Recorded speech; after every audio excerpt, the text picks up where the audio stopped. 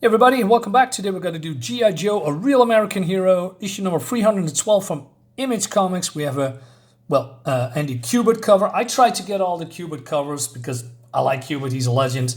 But he had some help too. He has help from Tamra Bonvillain. What a name. Awesome. Also, Chris Mooneyham is the artist, and I must say, it's great. Francesco Segala, Sabrina Del Grosso, Pat Brosio. Sorry. Anyway, this is I believe all of these books lately is just action, chock full of action. So cool. This was particularly interesting for me because we have a fight between Serpentor Khan and Destro. Now, again, I have to tell. This is my first introduction to the Joe books, right? I have zero information of what came before. I watched a couple of tunes in the 80s, but that was, I don't know, 50 years ago. Well, 50 years ago. You know, my brain is not that good. Anyway, but, and seeing this is all great. So I didn't even know this guy was Scottish, right? He also talks, has Scottish slang and a little bit and curse words. And a lot of detail is in here too. I like these pointy boots from Serpentor Khan. Small little things, you know. These fangs that are going over his eyes. Looks great. Anyway, so they're having a fight with each other. But what I really didn't understand, and maybe you can enlighten me if you comment below and subscribe to my YouTube channel, right? It helps for the algorithm, so please subscribe. I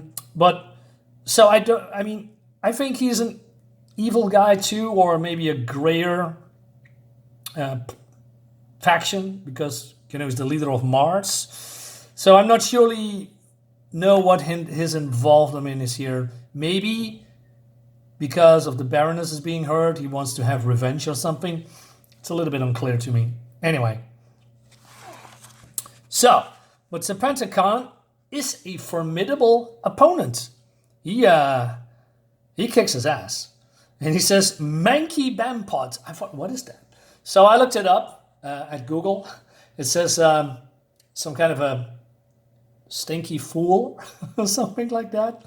A stinky moron. It's a derogatory term, I guess.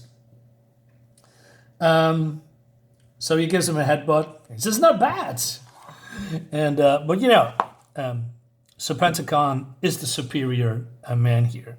He says, I fought my way across Asia, well into Europe with bow, lance, sword, and fists. So I was wondering, how old is Serpentor Khan? Is he immortal? Does he go from body to body, or has he only one body? I believe this is not his real body, from what I've read. I'm not entirely sure. He says, a great Khan has to earn his position with martial prowess instead of inheriting it along with ancestral wealth. Like, I assume, Destro here. So he says, basically he's saying that he's beneath him, right? So he's throwing him away. And then, but Destro says, you are an undisputed master of personal combat and light horse tactic. But the ways of means and warfare have advanced considerably since the Middle Ages. Now we have laser targeting. It says, light shows do not scare me. Also, like this, it's not really a mask. Maybe a hood or something. It's big. It's just, it looks so cool. But then basically he says that he's being targeted by this craft. And then Serpentor Khan he just looks there. Not really impressed, and then you hear the sound of the whirling machinery. And this looks so freaking awesome. I thought, wow, this is probably the best image in the book. And it looks all great, by the way. Great sound effects. Looks Serpentor Khan says, yeah, come at me, bro. Well, he's probably in real pain.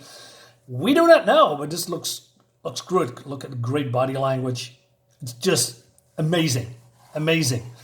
And then we go to a group of zombies, instructed from Serpentor Khan to attack the community center. But this guy says, no, we're going to attack the the hospital because, put the wounds out of the misery, destroy the medical infrastructure, and say, yeah, okay, that's a good idea. But then we have the Joes with the dreadnoughts protecting, well, this compound, the hospital. So this guy says, they're armed with medieval weapons and power tools, not a single modern firearm between them. So he's basically saying, hey, we're going to steamroll you. And there is a fight. The fight looks cool. It seems that these are sword brothers. Again, I do not know the history. Enlighten me, please. And what is this weapon, by the way? I mean, she is Jinx, I guess, right? Cleaving this guy into two. Looks great. Yeah, but it's a pretty one-sided. Lots of detail from the artist too, right? Look at this. Or the details on the motorcycle with the engine and details on this claw thingy. Yeah, looks fun. So, okay, says, well, hey, I'm not stupid enough to attack them, so let me back off and kill them from afar, but then he's getting his face blown off, which I think, okay, that sucks a little bit because he was a little bit prominent in the previous issue, so it would be cool if there's maybe some kind of a mini boss battle. Well, no, but he's dead now, right? Because of Destro shooting some kind of a laser rockets from his wrist. And he says, where is she? Talking about the Baroness. So she's stable, right? So he's causing a plane. He says, I need a Dominator at the hospital ASAP. So there's some planes, helicopters. And this guy says, bring her aboard with medical facilities and fly us back to Scotland post-haste. But then this guy is it a guy? Yeah, no, this is Scarlett, right? So he says, where is the Glycotniav? Another, I believe it's another word for fool or something like that. Insignificant fool. I'm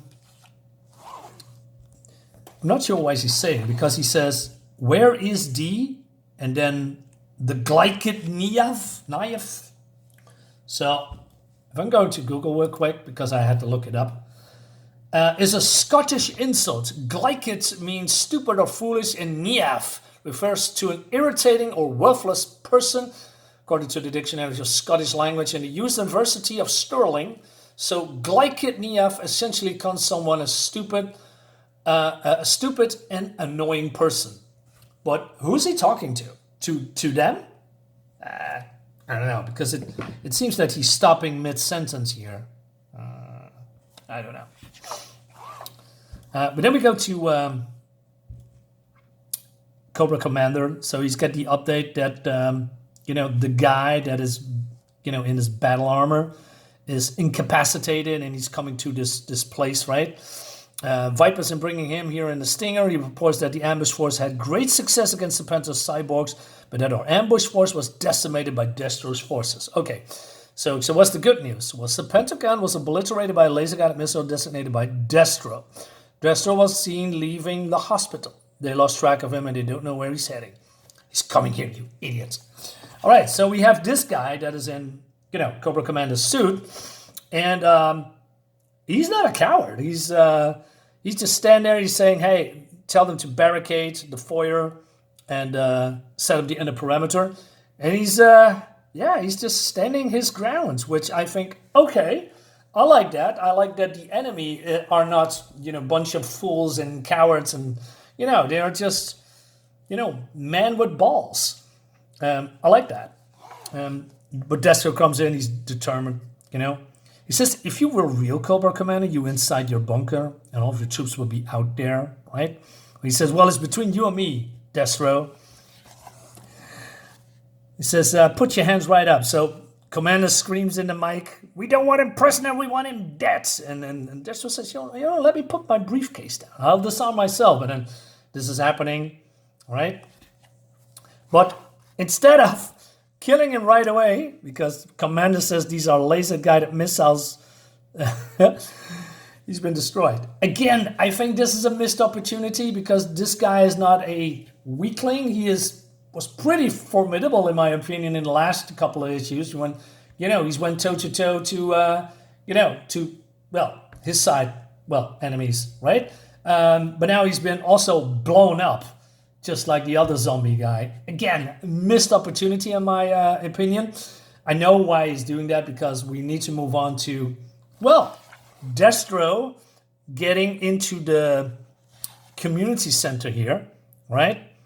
So it falls to me to go inside and winkle him, right? And the other said, hey, what's that? It was an imposter in his battle armor. He says, the Nox and I have your back. And the Joe Ninjas will back you play as well. He said, I appreciate the gestures, but it will not be necessary. I don't know why the Joes are backing the enemy, because as far as I know, Dreadnoks and Destro and his Mars people are not really friends with the Joes. So why are the Joes on the side of these guys? I mean, why not say, hey, we done our job. We're going our way. We're going to rescue Springfield civilians going on our way. And these two will have to figure it out what they are going to do. But probably because Cobra Commander is a mutual enemy, this is probably the time to get rid of him. I'm guessing. But still, it's just a little bit weird. Anyway, so the last thing we see that he want to go into the hospital. He says, "This I intend to set it as mano a mano. Do not follow me inside." All right, this is cool, right? So Destro is like I said, he's a cool guy. He says, I'm gonna fix this. I'm gonna do this on my own. I believe there's also maybe a relationship with the Baroness, because it seems that he's really caring for her, right? I believe that is the impression that I have. Could be wrong again. All right. So he says, step back, because there's going to be a lot of debris. It leads to the next issue.